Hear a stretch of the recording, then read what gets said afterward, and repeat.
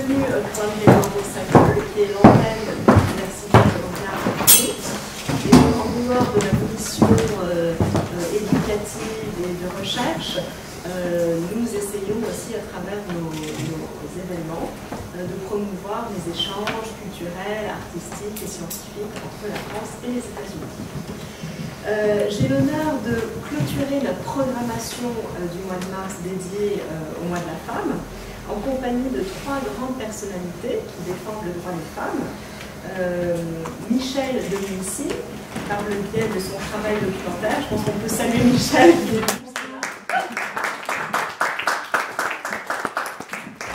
Jeanne Lazarus, par son travail de recherche en tant que chercheuse au CNRS et à Sciences Po. Et Marie-Pierre Rixin par son engagement politique, notamment dans la législation de la loi 2021, visant à accélérer, et j'aime bien le terme accélérer, l'égalité économique et professionnelle des femmes. Donc, nous commencerons la soirée en visionnant le film documentaire L'histoire oubliée des femmes au foyer, réalisé par Michel Dominici et produit par Arte France et Squawk. Je suis très contente que Michel ait pu être avec nous ce soir pour présenter son travail qui a remporté le prix du jury lycéen de la compétition documentaire inédite ESSA 2021. Et si le film tire ses origines sur l'avènement d'une nouvelle classe moyenne en France au milieu du XXe siècle, je pense qu'il sera intéressant de prendre la balle au bond et d'interroger à travers une conversation avec Marie-Pierre et Jeanne la persistance de ces inégalités aujourd'hui et peut-être ce qui se fait pour avancer les choses et aussi les obstacles qui demeurent que nous devons encore surmonter. Voilà. Donc,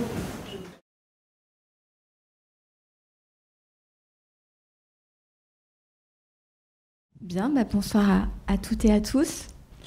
Bonsoir. Bonsoir. Bonsoir à toutes les deux. Toujours beaucoup d'émotions quand on regarde le film. Moi, c'est ma troisième fois et j'ai toujours autant d'émotions à le regarder. Peut-être, Michel, vous pouvez nous dire un petit mot sur ce film, sur son contexte, sur l'histoire aussi du film lui-même. Oui. Alors, ce que j'aime bien raconter, qui donne une idée du contexte du film, c'est que quand l'idée m'est venue et que je me suis... En fait, j'ai d'abord eu l'idée du titre du film, qui n'était pas celui-là. À l'époque, c'était La merveilleuse et tragique histoire des femmes au foyer. Je sais pas, c'est m'est venu, j'ai écrit ça sur mon carnet de notes. Et puis après, je me suis dit, tiens, quel film ça pourrait être ? Et j'ai commencé, comme je fais toujours, par faire une recherche... comment dirais-je, dans ce qui a déjà été fait chez les historiennes, chez les féministes, chez les économistes, chez les sociologues. Enfin bref, je balaye un petit peu tout ce qui a pu déjà être pensé et écrit. Et quand j'ai fait ça, dans ce cas-là, il n'y avait rien. Donc on parle de dizaines de millions de femmes en Occident, voire de centaines de millions, et il n'y avait rien du tout. Donc... Enfin, rien. Il y a quelques paragraphes chez Simone de Beauvoir. Il y a La mystique féminine de Betty Friedan. Il y a... bref, je ne vais pas faire la liste, mais il y a une dizaine d'ouvrages, ce qui est rien au regard du nombre de femmes que ça concerne. Et donc, j'ai d'abord fait une petite dépression en me disant, c'est quand même... j'étais un peu triste. Et puis après, je me suis dit, finalement, c'est pas mal, parce que je vais pas faire en sorte qu'on parle sur elle, mais je vais les faire parler elles, finalement. Et donc, je me suis tournée vers l'Association pour l'autobiographie, qui est une association qui est dans l'Ain et qui recueille des textes intimes d'anonymes et avec qui j'avais travaillé précédemment. Et ces gens, et je leur ai demandé, et on a cherché, ils ont 4000 documents, tous indexés, et il y avait 18 textes intimes de femmes au foyer. Et donc, je suis allée à Ambérieu-en-Bugey et j'ai lu ces 18 textes et c'était 18 voyages, quoi. Enfin, c'était incroyable. Voilà, et je pourrais revenir plus tard sur le contenu de ces 18 textes, mais voilà le contexte, c'est-à-dire qu'il n'y avait rien. Et donc maintenant, il y a ce film, et en fait, je l'ai fait pour leur rendre hommage, mais aussi en espérant que ça donne une idée à une jeune étudiante ou un jeune étudiant d'explorer, ou à un universitaire, d'explorer ce sujet qui est vaste et très peu étudié. Voilà. Jeanne, on voit à travers ce film le poids évidemment de la société de l'époque et de la difficulté qu'ont les femmes de passer d'ailleurs, comme le dit Michel, du statut également leur rôle également dans la société de consommation et la place qui leur était assignée. Et la difficulté pour elles, tout au long de la vie, on le voit, de leur toute jeunesse jusqu'à un âge plus avancé, de la difficulté pour elles d'être des sujets économiques à part entière, et la difficulté pour elles également d'être reconnues à part entière à travers le statut de leur rôle économique.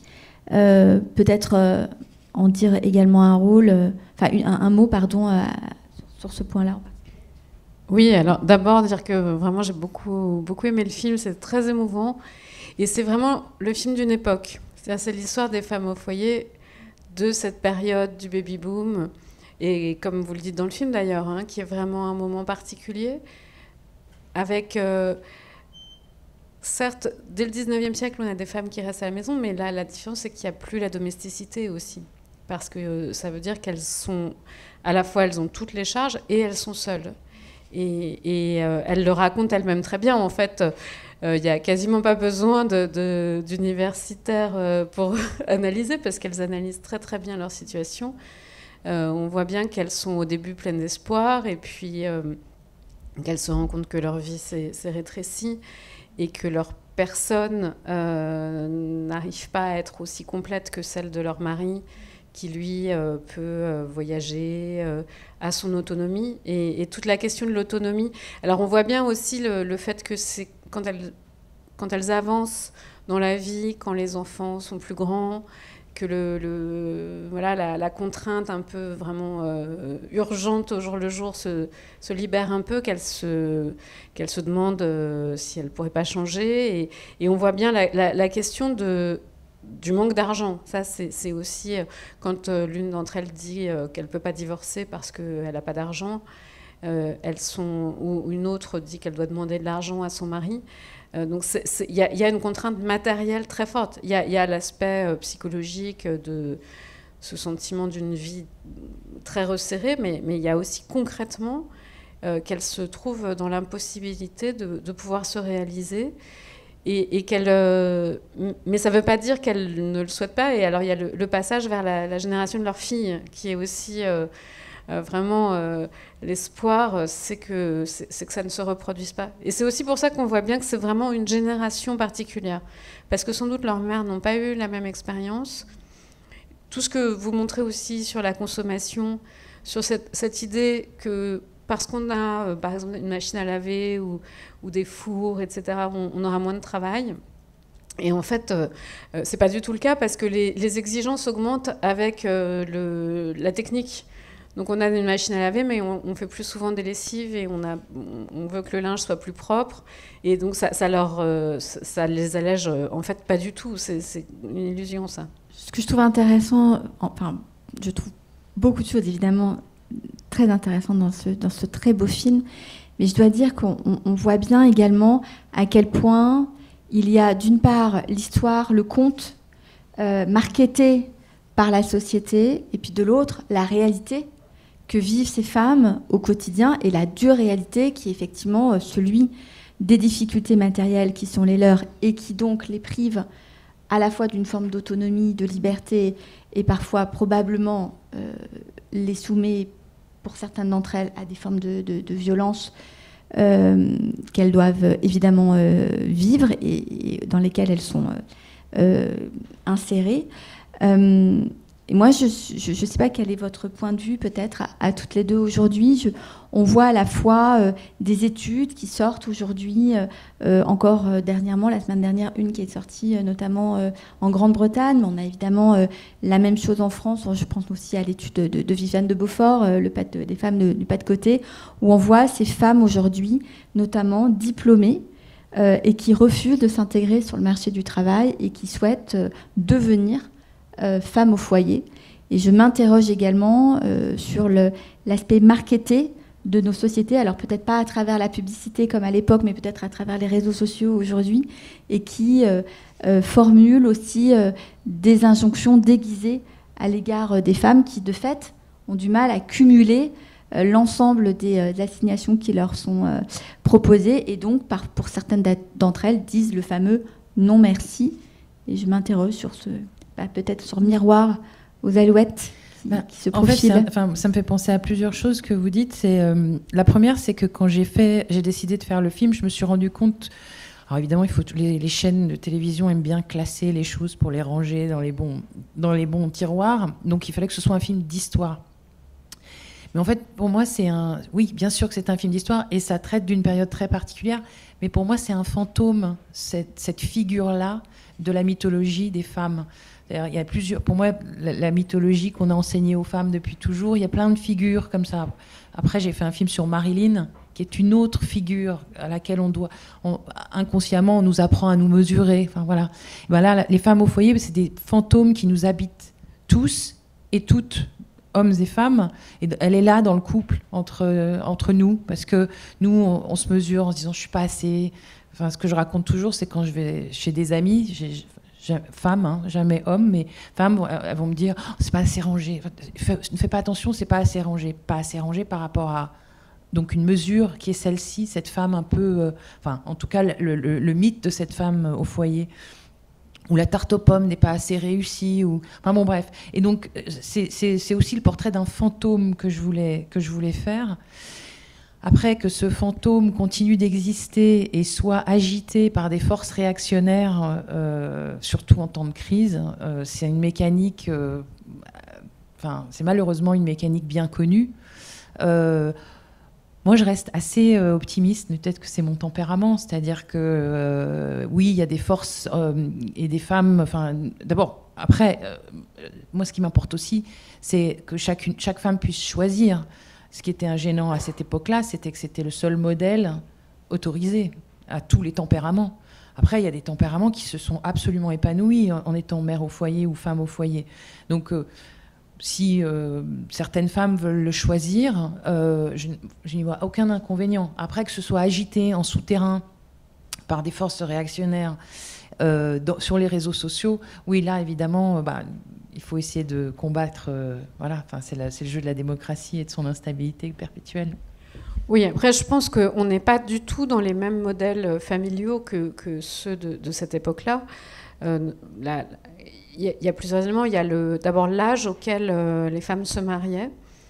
C'est très frappant quand on regarde des statistiques sur les âges de mariage, les années 40, 50, enfin l'après-guerre, vraiment la période du baby-boom, jusqu'aux années 60. Les femmes se marient à 20 ans, 21 ans, et elles ont tout de suite des enfants. Donc ça c'est vraiment plus le cas aujourd'hui. Il y a vraiment 10 ans de décalage qui change aussi complètement aussi l'expérience des femmes, parce que choisir à 30 ans d'être femme au foyer, quelles que soient les raisons bonnes ou mauvaises, si on a eu déjà 10 ans un peu d'autonomie ou d'expérience, c'est pas du tout la même chose que quand là on voit qu'elles sortent de chez leurs parents et qu'elles se marient, avec un garçon qu'elles ont rencontré au bal quelques mois avant. Et ça, c'est vraiment un modèle qui a disparu. Et par ailleurs, la stabilité des couples a aussi beaucoup changé. Et donc le modèle où on ne conçoit pas de divorcer quoi qu'il arrive a aussi disparu. Ce qui fait que la protection aussi des femmes au foyer qu'on voit là, certes leur vie est extrêmement contrainte et restreinte, mais on voit que les maris sont aussi dans une forme de contrainte de rester les protecteurs économiques, avec sur leurs épaules le fait de devoir être ceux qui gagnent l'argent pour la femme et leurs enfants. C'est plus le cas aujourd'hui. Donc il y a aussi ce modèle. Quel est le modèle pour ces femmes qui imaginent d'être femmes au foyer? Quel est le modèle des hommes qu'elles ont en face et qui eux-mêmes n'ont plus forcément cette idée-là de leur rôle d'homme et du couple comme quelque chose d'immuable, avec vraiment des devoirs de l'un envers l'autre. Dans le film, c'est la manière dont vous montrez qu'à chaque époque, peut-être que nous le vivons également aujourd'hui, l'histoire le dira, la société a le sentiment que finalement l'émancipation des femmes est acquise. Ça y est, elles vont pouvoir ouvrir un compte en banque. Que veulent-elles de plus? Maintenant, elles sont émancipées, elles sont libres. On ne peut pas aller plus loin, alors qu'on sait très bien qu'entre 1965 et aujourd'hui, évidemment, il y a eu des progrès de fait et qu'il va devoir encore... il va falloir encore en produire, puisque les inégalités économiques entre les femmes et les hommes sont encore fortes et bien présentes et de manière structurelle. Donc peut-être aussi... pourquoi avoir choisi cet aspect-là, ces échanges-là, ces écrits-là, de montrer qu'effectivement, comme si effectivement en 65, on avait l'impression que c'était la plénitude, le fait de pouvoir ouvrir un compte en banque et travailler sans l'autorisation de son mari.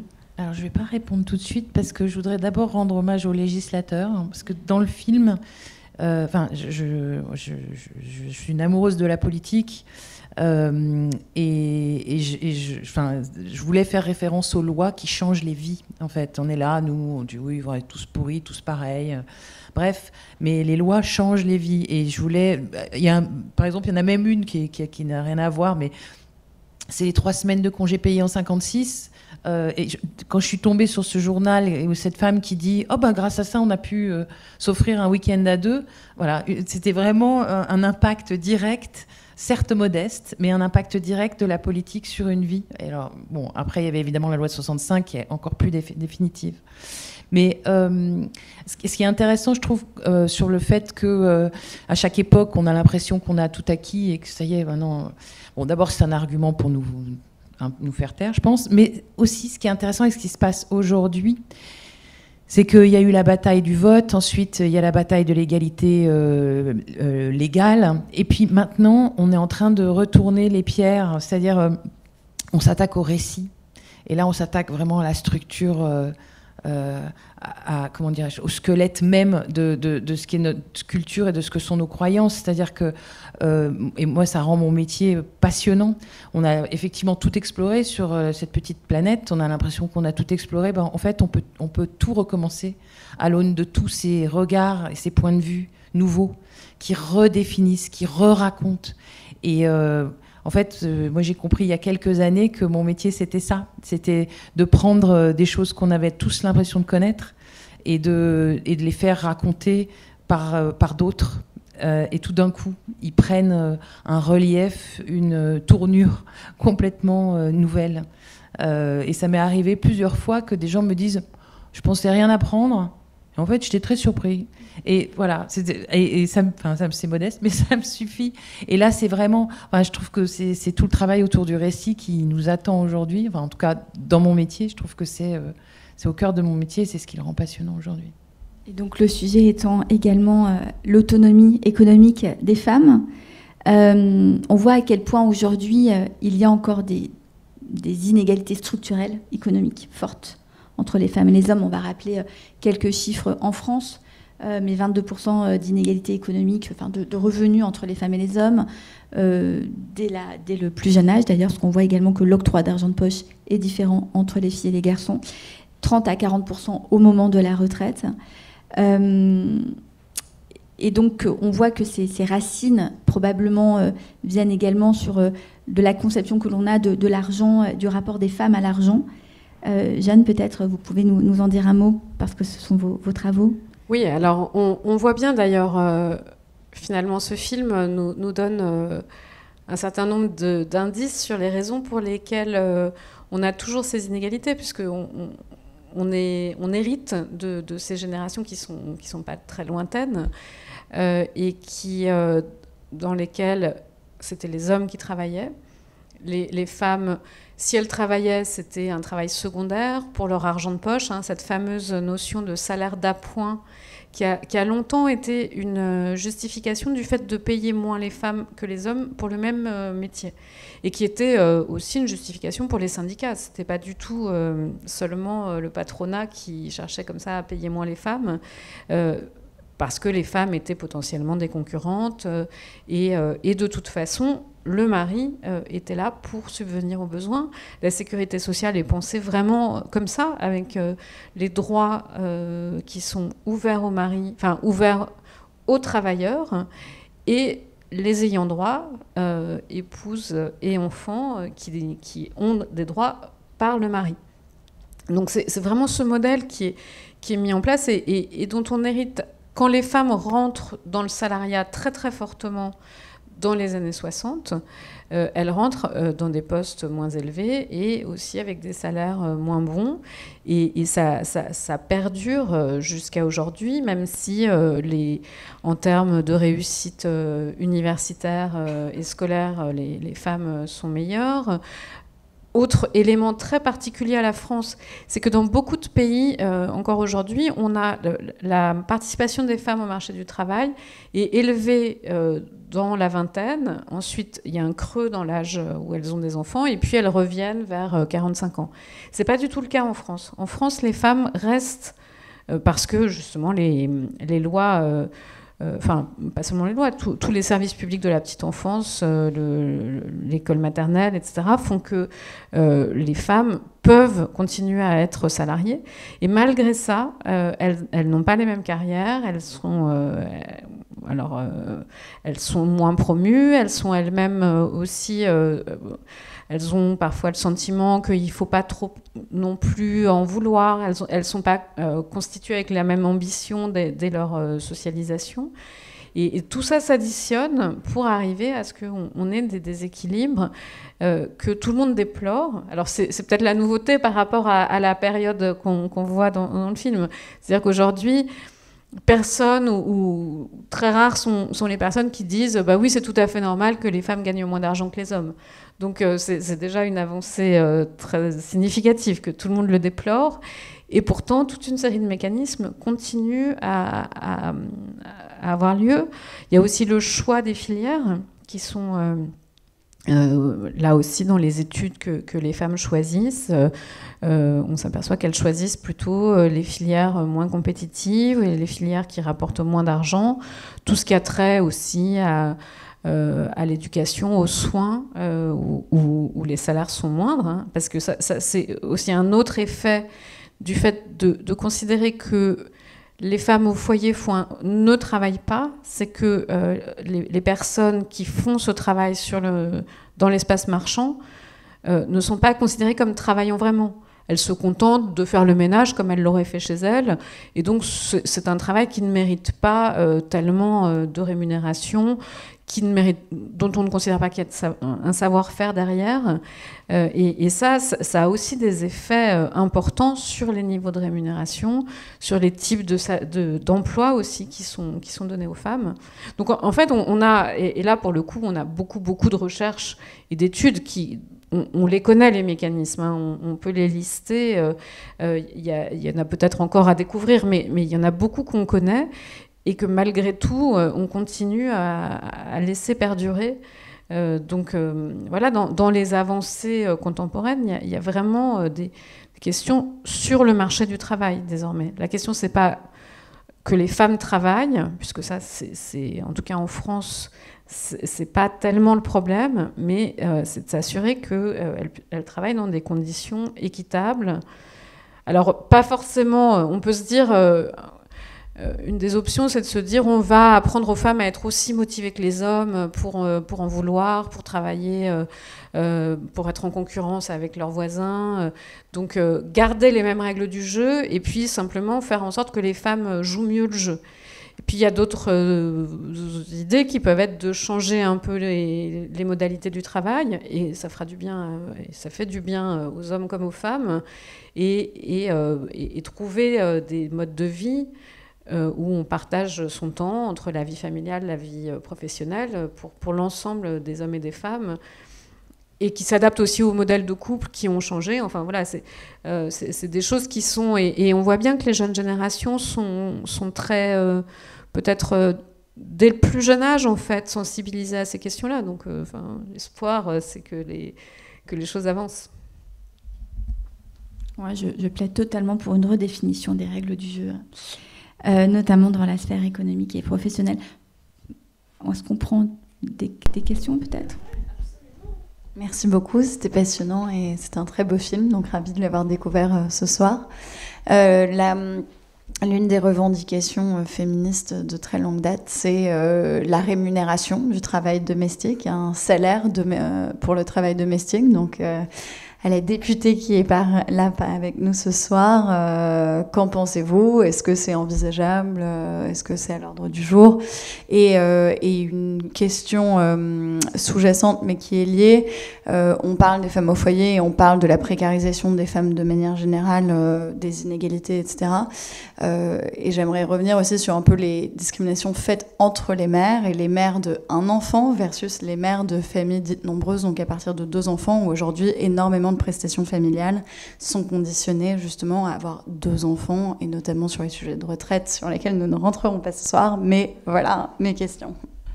Sur la rémunération du travail domestique, moi, il se trouve que le 8 mars cette année-là, j'ai déposé une proposition de loi sur l'égalité fiscale, en revenant sur des aspects, parce qu'effectivement il y a les aspects professionnels, les aspects également les bancaires, il y a la question de l'accès des femmes entrepreneurs au financement, et il y a les aspects fiscaux. Il y a encore un dispositif aujourd'hui en France qui est complètement fou et sur lequel il faut encore batailler, qui est de dire, vous savez, il y a le prélèvement à la source, notamment sur les salaires, qui est conjugalisé, ce qui fait que, par exemple, je donne un exemple, une femme qui gagnerait 1 500 €, un homme qui gagnerait 7 000 €, le taux conjugalisé de 14,4, c'est-à-dire qu'elle, tous les mois, est prélevée à hauteur d'un impôt de 14,4% sur son salaire de 1 500 €, alors que si ce taux était individualisé, elle ne serait pas imposée. Donc tous les mois, quelque part, on lui prend 14,4% de son salaire, qui devrait, en revanche, cette part-là devrait être évidemment financée par l'homme. Je dis l'homme parce que dans 78% des cas, le cas est genré de cette manière-là. Et donc dans ce cadre-là, moi je suis revenue notamment sur les travaux de Michel Perrault, que je trouve intéressant sur le plan historique, notamment la réflexion qu'elle a eue sur le travail des femmes, où elle montre très bien, parce qu'elle a travaillé notamment sur la question des ouvrières, où elle montre que effectivement il y a d'abord eu la revendication des femmes de pouvoir travailler, avant même d'avoir cette revendication à travail égal, salaire égal. Et il y a eu également la manière dont les femmes étaient rémunérées, parce que le travail des femmes initialement était considéré comme étant un don fait à la société, et en particulier le travail domestique, mais pas seulement. Toute forme de travail était d'abord, des femmes étaient considérées comme étant un don qu'elles faisaient à la société, au couple, au mari, enfin que sais-je. Et donc la rémunération des femmes était, y compris les modalités de rémunération étaient différentes. Par exemple, longtemps, les femmes ont été rémunérées à la tâche, alors que les hommes, dans le milieu ouvrier, étaient déjà rémunérés soit à la journée, soit à la semaine, soit au mois. Donc sur la rémunération du temps domestique, je ne botte pas en touche, hein, ça me ressemble pas. Oui, aujourd'hui, il y a des propositions de loi, en tout cas, il y a des revendications, il y a des propositions de collègues. Il y a par exemple quelqu'un comme Sandrine Rousseau qui travaille qui réfléchit à une forme de rémunération du travail domestique des femmes. Je ne sais pas si moi j'y suis favorable ou défavorable. Ce que moi je crois foncièrement, et pour revenir sur le film, Virginia Woolf avait tenu une conférence, alors je ne sais plus exactement dans quel contexte, assez formidable, sur la place, sur l'émancipation des femmes. Et ce n'était pas dans une chambre à soi, c'était une conférence qu'elle avait donnée, où elle expliquait finalement la conclusion de sa démonstration sur le travail des femmes, la contribution économique des femmes, était de dire qu'il fallait que chaque femme tue son ange du foyer. Et quand elle disait tuer son ange du foyer, c'était évidemment pas nécessairement tuer, ne pas faire de tâches domestiques, mais c'était bien exactement ce que vous avez dit, Michel, tout à l'heure, ne pas correspondre à l'archétype social qui correspondait au moment. Donc à l'époque, c'était ces images qui étaient renvoyées par la publicité. Aujourd'hui, on a des modèles qui sont déployés à travers encore aujourd'hui soit des réseaux sociaux, Instagram, enfin que sais-je. Et donc il en va en fait aussi avec toute la force que ça implique de ne pas correspondre à cet archétype social. Et moi, j'avais une grand-mère qui vivait dans le Cantal dans les années 50, donc on n'est pas très loin de ce qu'il y avait là dans le film. Et lorsque moi j'étais étudiante, j'avais la chance de pouvoir être accueillie par elle pour réviser mes examens. Et tous les jours, elle me disait: retiens bien une chose, ça ne sert à rien de faire le ménage, de faire son lit tous les jours. J'ai jamais vu ma grand-mère une seule fois faire le ménage, le ménage un peu comme ça, mais jamais elle a fait son lit de sa vie, je pense. Parce qu'elle m'explique tout ça, en fait, ça prenait du temps sur la production le travail productif que l'on pouvait produire, et donc aussi cette forme d'autonomie. Donc je crois que, je ne sais pas si la solution c'est de rémunérer le travail domestique. En tout cas, ce que je pense, c'est qu'il faut accompagner les filles comme les garçons à l'idée de tuer cet ange du foyer. Voilà. Non, je ne sais pas si je réponds à la question. Bonsoir. Alors tout d'abord, félicitations pour le film. Enfin, il était vraiment passionnant et j'ai beaucoup appris. Alors moi, je fais partie des personnes qui sont dans le milieu / fin de la vingtaine. Et je sais plus laquelle de vous trois avait évoqué ça, mais effectivement, il y a une tendance actuelle chez ce qu'on appelle familièrement les Gen Z, voilà, qui est une espèce de retour à un modèle du couple beaucoup plus traditionnel. Il y en a notamment qui vont faire la promotion de la vie de femmes au foyer. Enfin, c'est vraiment très romantisé sur les réseaux sociaux, surtout sur TikTok. Non, c'est le réseau social Gen Z par excellence. Et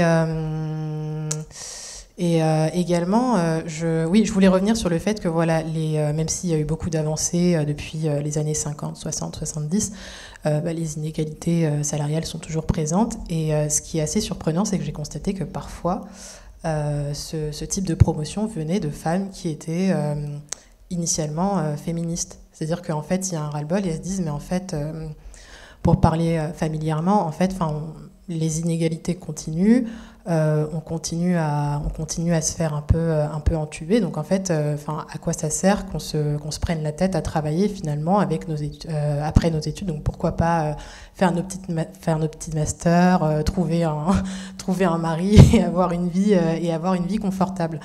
Et autre chose aussi, je crois que c'était l'une de vous qui avait dit que c'était effectivement pas la même chose de choisir d'être mère au foyer dans les années 2020 à 30 ans que l'être un peu plus ou moins contre sa volonté en sortant tout juste de l'adolescence. Qu'est-ce que vous... Enfin, c'est une question pour vous trois, enfin l'une des trois, qui voudra répondre, mais qu'est-ce que vous dites qu'est-ce que vous diriez à ces femmes-là, de ces femmes-là? Enfin, est-ce que...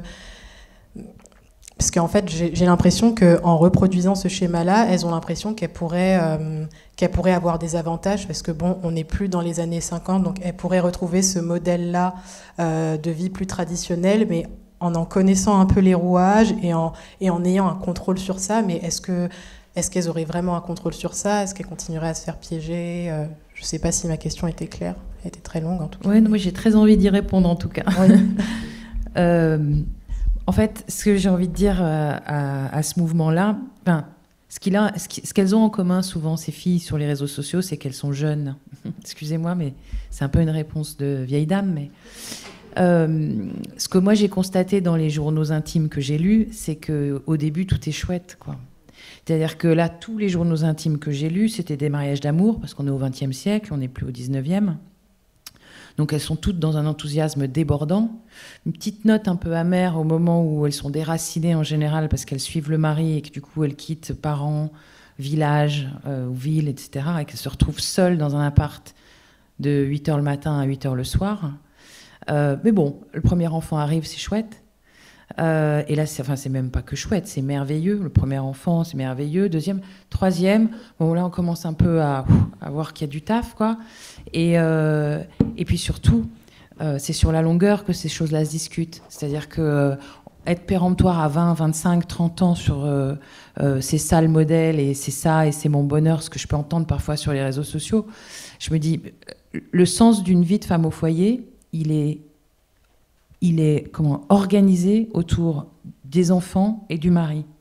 Sauf que ce sens, il peut partir. Enfin, il va partir dans le cas des enfants.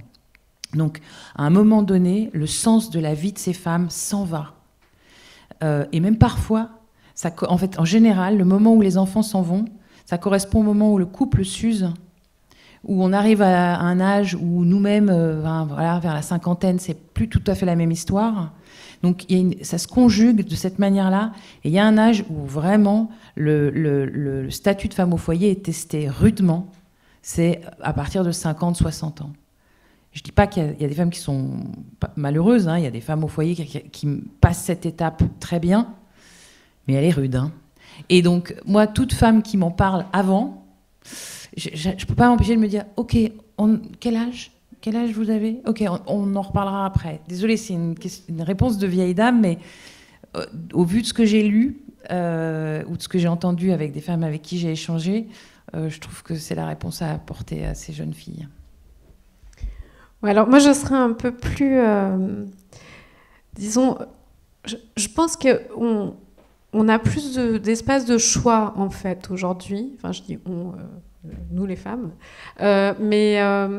au sens où il y a plus la possibilité de ne pas travailler quelques années, retravailler ensuite. D'autant plus si on a une première vie professionnelle, si on a fait des études et que... Alors, c'est pas facile, hein, si on s'est arrêté 10 ans, de retrouver du travail. Mais je pense que la contrainte, là, telle qu'elle est décrite, c'est-à-dire que on voit que les femmes dans ces journaux, elles sont quand même... pour toute leur vie dans cette situation-là. Et je pense que les jeunes femmes d'aujourd'hui ont plus la possibilité de bouger, si ça ne leur convient plus, de faire autrement. Après, il y a quand même un enjeu, c'est que ce modèle, il est aussi dans l'idée qu'il y aura un mari avec pas mal d'argent. Parce que là, il y a aussi... Si le mari offre une vie confortable et permet de se débarrasser d'un certain nombre de tâches quotidiennes et que... c'est un peu ça le fantasme, c'est-à-dire on va pouvoir passer du temps avec ses copines, faire des choses agréables, avoir beaucoup de loisirs, et donc ne pas aller dans le marché du travail qui n'a pas que des côtés positifs.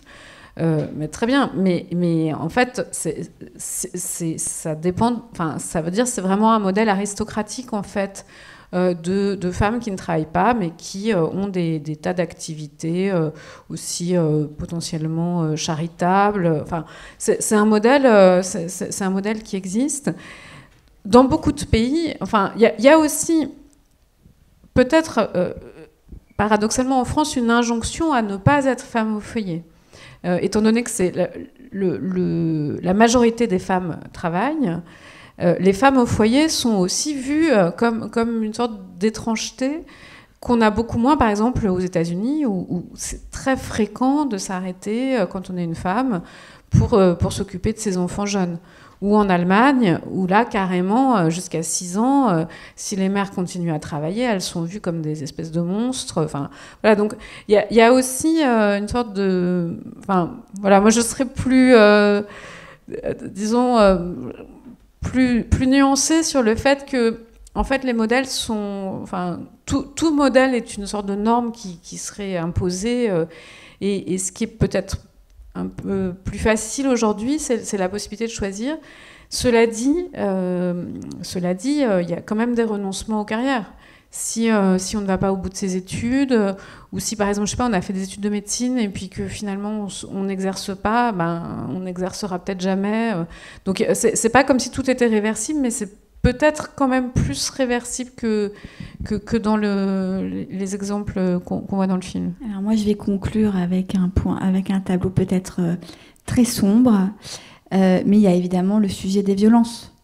Et quand on travaille sur effectivement la question des droits des femmes, de l'égalité, on ne peut pas faire fi de ce sujet qui est une réalité pour de nombreuses femmes dans notre pays et dans beaucoup d'autres pays évidemment.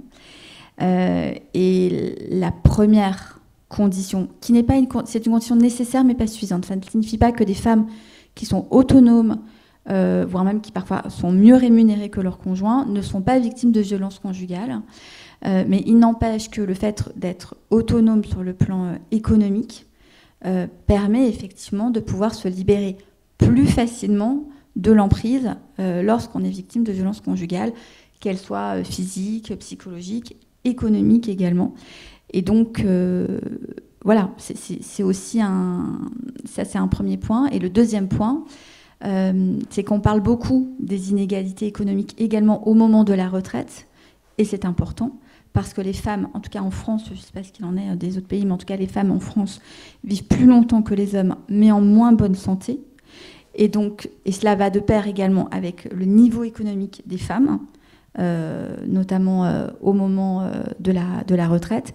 Et ces inégalités économiques au moment de la retraite, elles trouvent aussi évidemment leur racine sur le parcours économique des femmes, sur les enjeux d'égalité professionnelle évidemment, mais pas seulement. Aussi, on sait que par ailleurs, il y a des enjeux par ailleurs de patrimoine, différents de patrimoine entre les femmes et les hommes. Enfin, un certain nombre de problématiques, évidemment de pensions de réversion, de prestations compensatoires. Enfin, il y a beaucoup de choses dans la vie économique des femmes.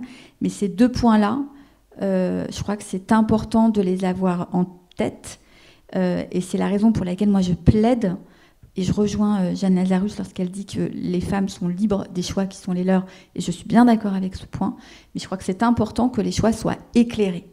Ça, c'est important. De se dire, on fait un choix en connaissance de cause. On sait concrètement quelles sont les conséquences de carrière, économique, de dépendance, enfin, que sais-je. En tout cas, le choix que l'on fait, il est fait en connaissance de cause. Après, on est libre, évidemment, de le faire. Mais on le fait en sachant, en connaissant les conséquences. Mais j'ajouterais peut-être un point là-dessus qui est la question quand même de la relation de couple, parce que une femme qui donc choisit de ne pas gagner sa vie, ça veut dire soit elle a une fortune familiale, mais sinon ça veut dire qu'elle vit de l'argent de son compagnon. Et donc, se pose la question des violences, se pose la question de l'autonomie de son corps aussi. Dans le film, il y a quelques mentions de la question de la sexualité. Et c'est aussi, ça veut dire qu'il y a un échange qui est autre. Si c'est pas de l'autonomie économique, la question de l'égalité dans les couples, évidemment, est vraiment difficile. Enfin, voilà, les femmes sont dans une situation de dépendance à la séduction vis-à-vis de l'homme avec lequel elles sont, ce qui est une contrainte. Et là aussi, c'est en connaissance de cause, mais c'est, voilà, ça fait que ça assombrit un petit peu le modèle de la femme qui serait tranquille, qui n'aurait pas à aller sur le marché du travail parce que c'est trop dur. Mais il y a un autre marché qui est le marché matrimonial dans ce cas-là.